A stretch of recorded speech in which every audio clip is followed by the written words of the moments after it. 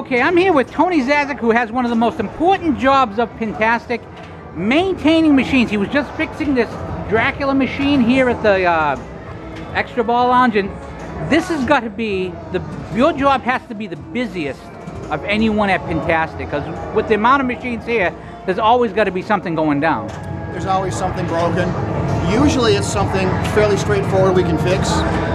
We fix broken switches, balls that get stuck behind rubbers, things. But sometimes it's more complicated. Sometimes board repair work is done, and in those cases, fortunately I have somebody on site who does great board repair work, Alan Davidson.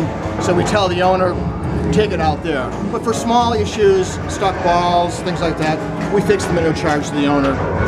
Now, one of the things that it might seem strange to some people watching this video, how there's machines here, they're breaking already, but these machines in these 4 days will probably get more play time than they do in weeks and months, because they're almost, I mean, right now it's not constant play because it's the first hour and this is the VIP lounge where you have to pay extra to get in, but these games are in constant play now.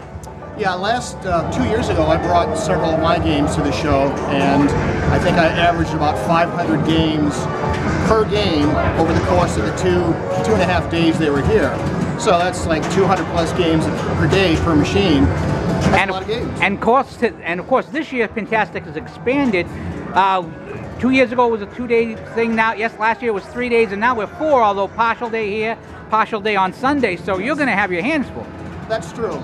But I've got a lot of people that help me. We have a lot of good volunteers, people who don't really know anything about pinball, but also people who are very experienced. So we've had a lot of success and people volunteering to help us out with the show. So we try to work 4-hour shifts each day. We have 2 people at minimum coverage. Some days we can't get enough people and there's 1 person, but we try to keep up with everything, and it's a challenge sometimes. And it's going to be tough with the 24/7 stuff too. Oh yeah, yeah. Okay, I can't let you leave without asking you 2 questions. You said you have a couple of your games. What are your games? I didn't bring any this year because I didn't have transportation for them. But I've got, let's see, I've got a Addams Family, a great game, Black Lagoon, great game, Indiana Jones, great game. You have 3 of my favorite games. Twilight Zone, 4 of my favorite games. What was the 5th one? Whitewater. That one I'm not as big on. I've also got a Revenge from Mars that I'm currently doing a playfield swap on, and I've also got a Illinois Pinball Big Bang Bar, which is sort of... That's a very rare game. It is. In fact, that's one of the few games that when it comes here, people pay to play. That's correct.